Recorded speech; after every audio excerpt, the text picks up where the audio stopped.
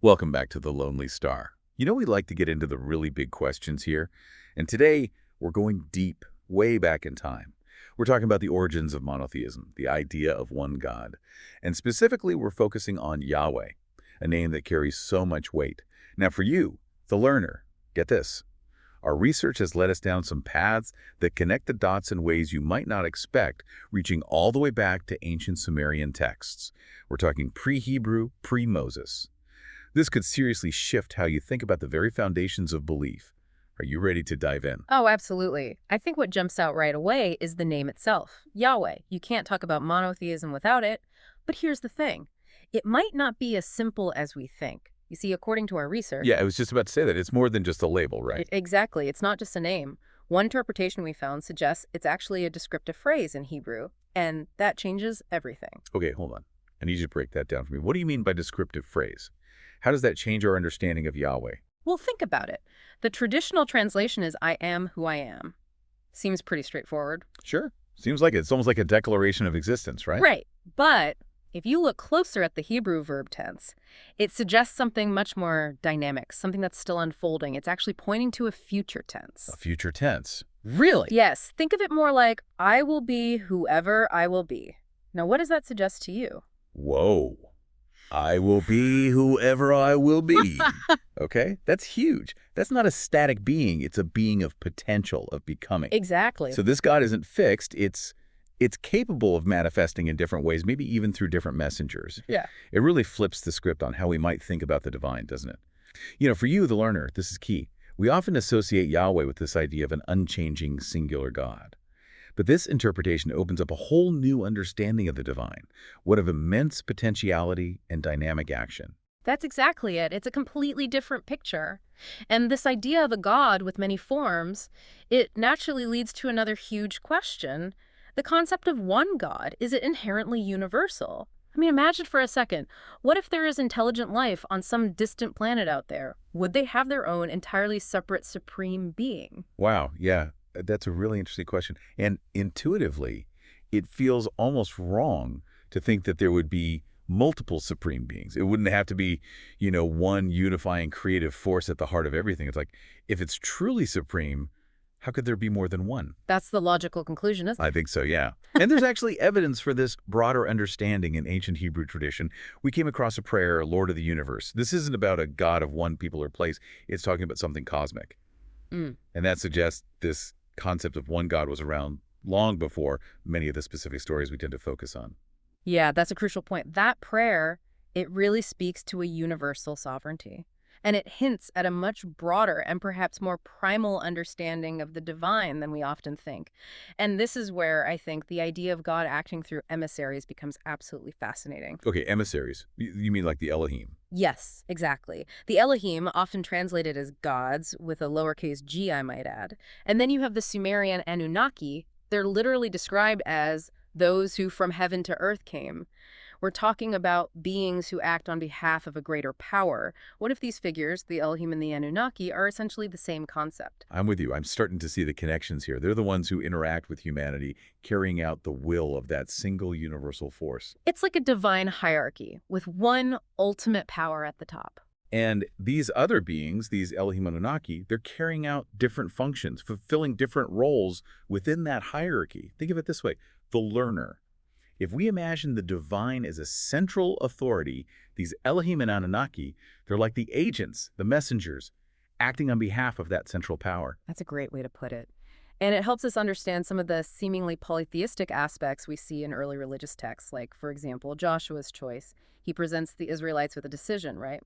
Do you follow the Elohim of Egypt, the Elohim of Mesopotamia, or do you follow Yahweh as one God? Right. And he's not saying these other Elohim don't exist, he's acknowledging them, but he's directing the focus to Yahweh, to this one overarching power. It's a profound choice, and it highlights the historical context we need to consider when looking at these ideas. And speaking of history, this takes us right into the incredible influence of Sumerian culture on those later Hebrew narratives. It's mind-blowing when you start to see the connections. Yeah, it's like the DNA of stories, right? The Sumerians, they predate the Hebrews by a significant stretch. And according to our research, so many of the key biblical narratives, The creation story, the Garden of Eden, the Tower of Babel, even the Great Flood, they all have these striking parallels in Sumerian writings. These stories, they're not just isolated incidents. They're part of a much larger human conversation about our origins, about the divine, about good and evil. The learner, we need to see these things as part of a continuum, not just separate events. I agree. And we can't forget Abraham, the patriarch, the key figure in the Hebrew lineage. He came from Ur, a Sumerian city. Yeah. So those cultural and narrative links, they make perfect sense. The connections are undeniable. I mean, even the chaos described at the beginning of Genesis, it's very similar to the Sumerian concept of Tiamat, this primordial being associated with chaos and disorder. That's right. It's like whispers from an older world echoing through the Bible. And, speaking of Genesis, there's this really fascinating theological debate around the very first letter. The Hebrew text starts with bet.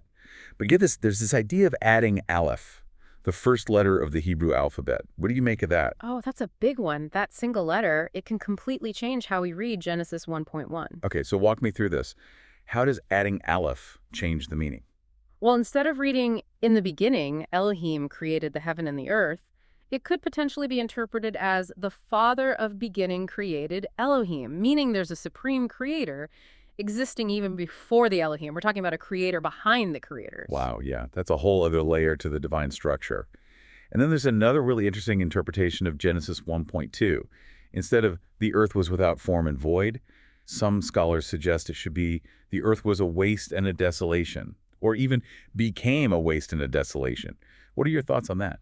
That's incredibly suggestive, isn't it? It hints at the possibility of a pre-existing earth. Like maybe there was a whole world before the creation story we know, a world that was destroyed, desolate. It opens up this idea of lost epochs, of ancient history we've forgotten. And our research really leans into this, suggesting that advanced civilizations might have existed way before the Sumerians. We're talking seriously ancient, even before what we consider the dawn of civilization. And even the Sumerians themselves, they have this king list. Yeah. And it talks about pre-diluvial cities ruled by beings they call gods. It's like a direct reference to an era before the flood where these beings were in charge. It's amazing how this keeps popping up. And, it's not just Sumerian. We have similar accounts from the Egyptian priest Manetho and the Babylonian writer Berossus. They both wrote about these dynasties of gods, demigods, and these major catastrophes before a huge flood event. It's a recurring theme across multiple ancient cultures. It's almost impossible to ignore. Okay, so demigods, that takes us back to the idea of the Anunnaki, or the biblical sons of God, interacting with humans, having offspring. That idea really permeates these ancient narratives, doesn't it? It's fascinating. When you look at the instructions given to Noah after the flood, he's told to replenish the earth. That word replenish, it suggests there was something there before, right? A fullness that needs to be restored. But when God creates Adam and Eve, the word is fill, not replenish. Do you think that's significant? It's a subtle linguistic difference, but it could be a huge clue. It feeds right back into this idea of a pre-existing world, a world that was populated before the creation of Adam and Eve. The language of these ancient texts, even in translation, can be incredibly powerful. And speaking of powerful symbols, let's talk about that ubiquitous image from the ancient world, the winged sun. You see it everywhere, from Sumeria to Egypt to the Hittites. What do you think its real significance is? Most people associate it with the sun, right? Sun worship. But our research suggests that it might not be that straightforward. The winged sun disk, it was primarily the symbol of the Anunnaki and their home planet Nibiru. It wasn't necessarily a representation of our sun, which the Sumerians called Shamash. Wow. Okay. So it was more of a connection to these other celestial beings, to the Anunnaki, to these Elohim we've been discussing. Exactly. And it's interesting because in the Sumerian pantheon, Shamash, the sun god, was actually the son of the moon god Sin or Suan. So it wasn't just about worshiping the sun itself, it was about something more complex. So the learner, when you see that winged sun, remember it might not be about sun worship in the way we typically think.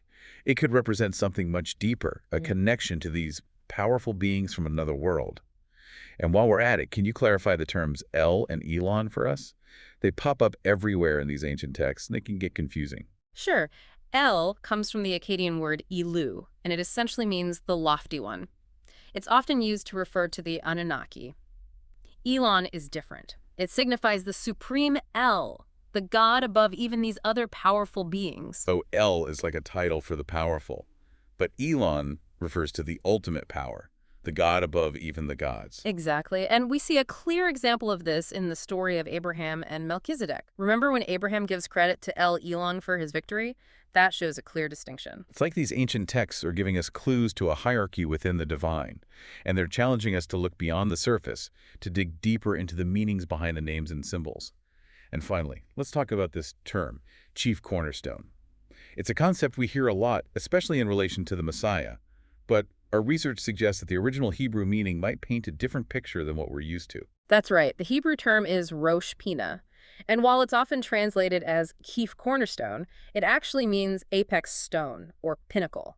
We're not talking about a foundational stone here. We're talking about the top stone, the one that connects the entire structure to the heavens. So it's less about a beginning and more about a culmination. Exactly. And we see this imagery in the story of the temptation of Jesus. Remember when Satan takes Jesus to the pinnacle of the temple? It's not about a foundation. It's about a point of connection to the divine. It's the highest point. So the learner, remember this, the chief cornerstone isn't just a starting point.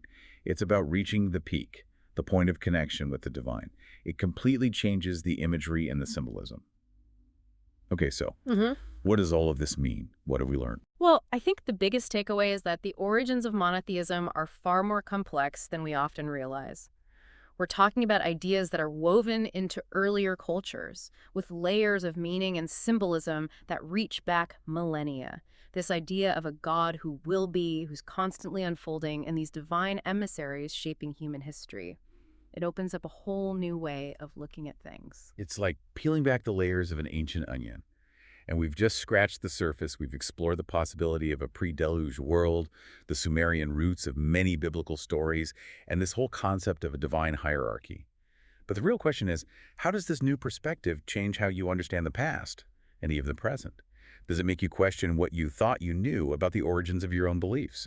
Those are questions for you, the learner. We've given you the pieces. Now it's up to you to put them together. Exactly. Thank you for joining us on The Lonely Star. Until our next deep dive, remember, The truth is stranger than fiction. goodbye. We invite you to join us for our next exploration.